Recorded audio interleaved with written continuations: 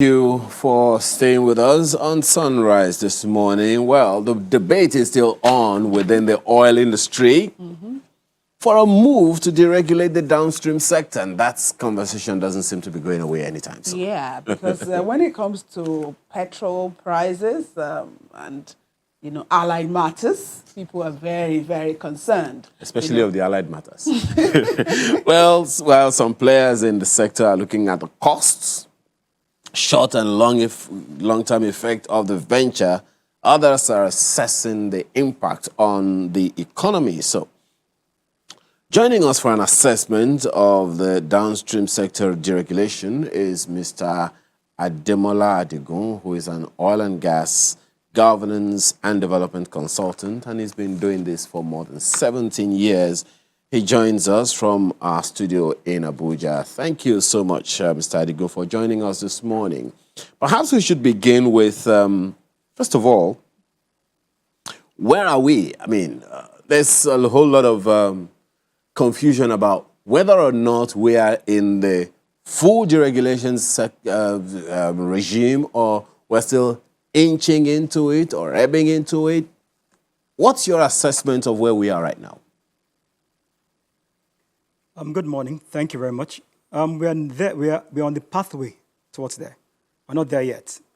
We started the journey last year, but we are not there yet. So first thing is to announce removal of subsidy.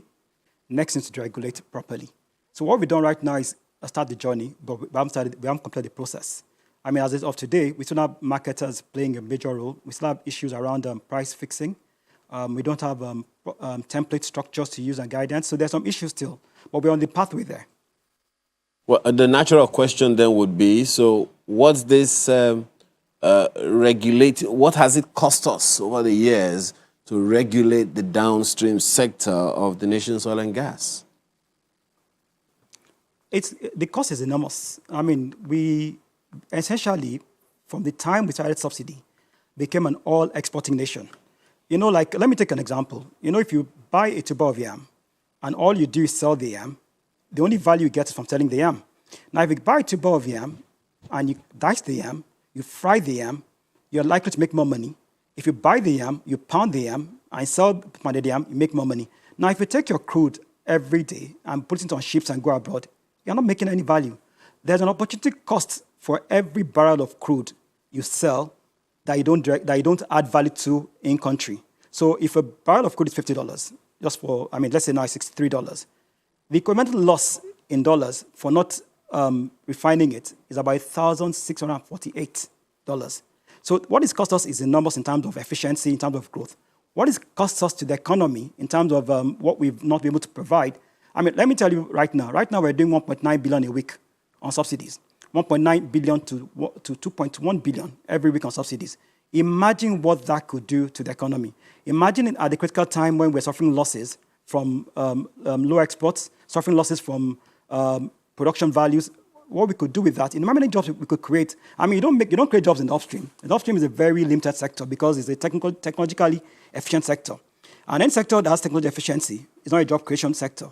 So where you want to put your effort is saying, how do you move resources to a place where you can add more value, create more jobs, allow more growth of the sector, allow you to be the key player in West Africa. So let's take a scenario. If, for instance, we were supplying West Africa products, during the lockdown and during times when oil came to $36, $37, our revenues will have been significant. We have 4 refineries now, not working. We have about 2,000 staff there, not doing anything, not because they can't make it happen, but because we have a complicated market structure where we are just taking crude and exporting it. No country that has that kind of potentials that doesn't use it can be an oil sector company. What you're just is just a primary export producer. And in every market, whether it's oil, whether it's agriculture, once you are at the primary stage, your value gain is low, your resources are low, your revenues are very, very low as well. Okay, so I'm sure you're aware of the meeting between the federal government and Labour, concerning fuel pricing and all of that. And from that meeting, we understand that the federal government is saying, really, we can't continue with subsidy. And Labour, on the other hand, is saying this is not the time to put more burden on Nigerians. Do you think, this time, okay, so the country is just exiting, recession. Is this the right time for Nigeria, the federal government, to cash in on this and, completely deregulate the downstream sector? Well, there are two perspectives to this. We have never had the right time since 1974. Since 1974, after the Yom Kippur War, there's never been the right time. Every government has tried to stop subsidy. Every government, starting from the military regimes down to the Shagari regime, down to Buhari, thanks to Babangida, down to everybody. The right time has never happened. Now, yes, the middle class and the country is bearing a lot of burden now. It's tough for everybody. But the question is, can the country survive? A lot of states can't pay salaries.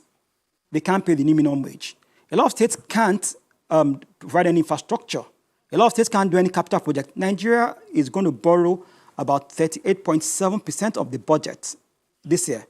That's a significant amount of money. When you compare that with how much we're spending, we will never have the right time to afford it. I mean, what Labour Union should be talking about is how can we afford it? What do we do to cushion the effect of it? What can we do to make it happen? Because it's a no-win situation as it is.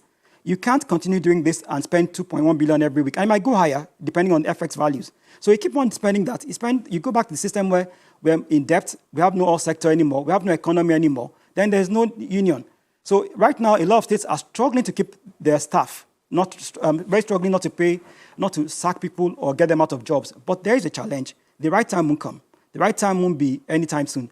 It is hard now, but I think the conversation should be, okay, now we need to do this. How do we do it? How do we make sure that when we do it, people don't suffer too much? How do we we have to take away the thinking of petrol as different from every product. Everything has increased in the last 5 years. Everything. Everything from bread to school fees to yam to tomato to pepper to onions. Why do you think one product should stay static? So I'm not saying that there is no pain. I'm not recognizing those issues. But we have to come to the point where we say, look, there's no right time. There's no right time to treat an ailment. There's no right time to not have an injection. There's no right time not to make things happen. We've gone beyond all this, and the discussions are the same. We've had discussions for the past. Starting from me, remember the protests we had under Jonathan, where everybody was on the street? It's still the same issues. The economy can't absorb it. It's either we collapse as an economy or we do the right thing. Well, the challenge perhaps, Mr. Adigun, would be messaging this to Nigerians so they can understand and embrace and own it. Because our realities are very stark. Just as you said, prices of everything goes up. Absolutely everything, including that of pump price of petrol. It goes up. And people say, hardly does it ever come down. Very rarely does it come down in Nigeria. Mm-hmm. But then, there's also been the talk over and over again about deregulating the downstream sector 100%. Perhaps the challenge then would be messaging this to people so that they own the process. What do people gain? What do people benefit from deregulating the downstream sector? The obvious one is actually efficiency, which is the first thing to say. Right now, there's no efficiency in the market. You see, right now, we have a major importer importing it. We have strain on our FX. We, in a way, subsidize the foreign exchange for import. We subsidize cost of distribution and a lot of things. So the first gain to everybody is efficiency. Now, yes, petroleum products can go up and go down. In the last 2 years, it has gone up and down. We've had time when it's gone down. We've had times it's gone up. But it's a factor of the cost of crude. So if crude prices keep on going up and your FX goes up as it's gone up, the two factors affect the retail price of petrol. Diesel today is $2.50. Last week, it was $2.25.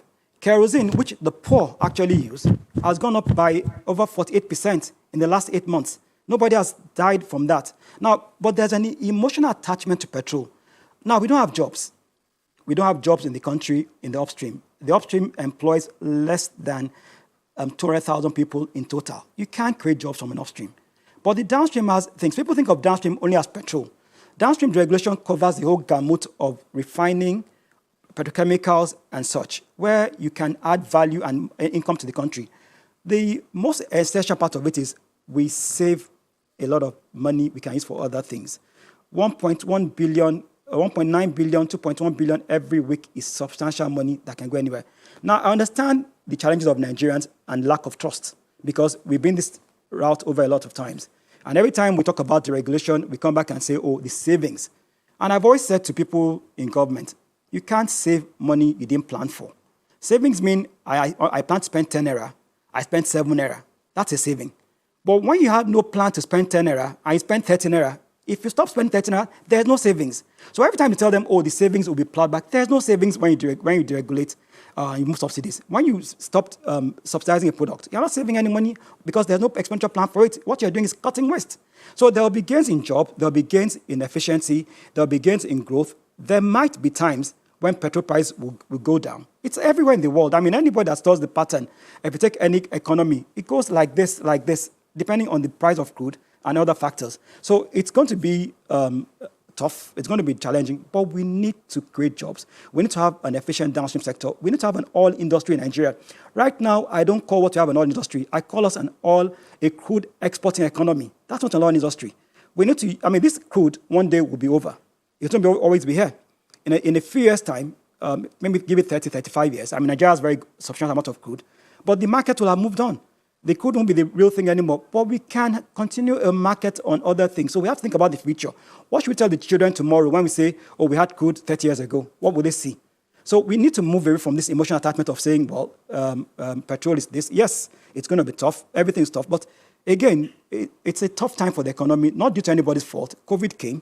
The economy contracted, all not because, we have several security concerns ongoing in the country. The macro issues beyond our world. We live in a world where everybody is impacted by things everywhere. Now we're having a rise in the economy. The price of crude is rising higher. That's going to impact low cost here. And one of the issues I always hear people say, oh, fix the refineries. Well, the refineries being fixed will not solve the problem of price. Everybody keeps on saying, oh, well, if you fix a refinery, then maybe it won't change anything because refineries are not very high profit industries. The highest return you can get on refinery is maybe 1.3, 1.78%. So if you refine locally, the only thing you save is freight cost. Freight cost today, maybe on a liter, 2 naira 40 kobo. Doesn't change anything substantially. Maybe it does. But then again, there are so many other things that also create efficiency. So it's complicated.